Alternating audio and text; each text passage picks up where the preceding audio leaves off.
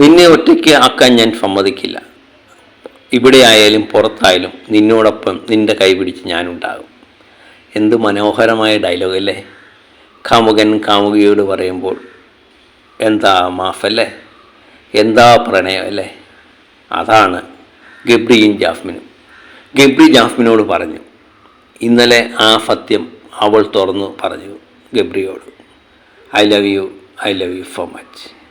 നീ എൻ്റെ കൈ പിടിച്ചോണേ, എന്നെ നോക്കിക്കോണേ എന്നുള്ളത്.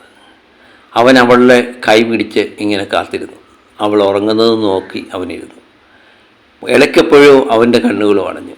അപ്പോഴും ആ കൈ വിടാതെ ആ കൈകൾ അവൻ ചേർത്ത് പിടിച്ചിരുന്നു.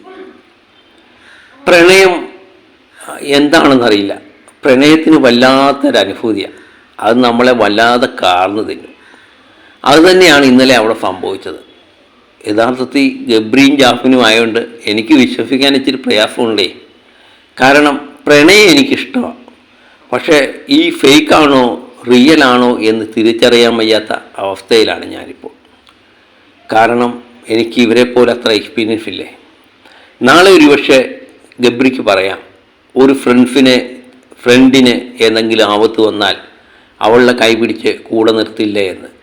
ജാസ്മിന് ചോദിക്കാം, I love you so much എന്ന് ഫ്രണ്ടിനോട് പറഞ്ഞുകൂടെ എന്ന്.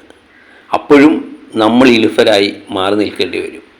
അതാണ് ഞാൻ പറയുന്നത്. ഗബ്രി പലപ്പോഴും ജാസ്മിനെ വിഷമം വന്നു കഴിയുമ്പോൾ ജാസ്മിൻ്റെ അടുത്ത് വരുമ്പോൾ ഒരു മുഖവും, പക്ഷെ മാറി ശ്രീധുവിനോടൊക്കെ സംസാരിച്ചു കഴിയുമ്പോൾ വേറൊരു മുഖവും നമുക്ക് കാണാൻ പറ്റും. അത് ഇന്നലെ വ്യക്തമായി കണ്ടതാണ്.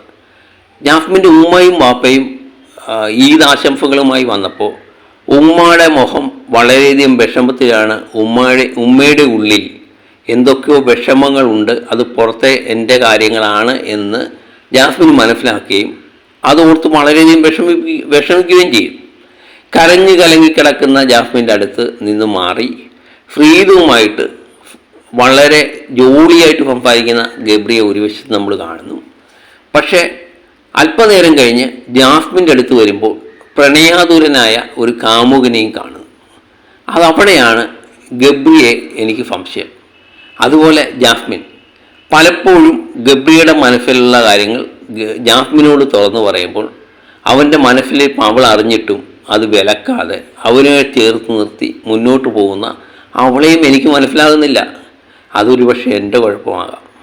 നാളെ അവർ വീണ്ടും വന്ന് പറയുക, ഞങ്ങൾ ഫ്രണ്ട്സാണ്, ഞങ്ങൾ അങ്ങനെ പറഞ്ഞതിൽ എന്താ തെറ്റ്?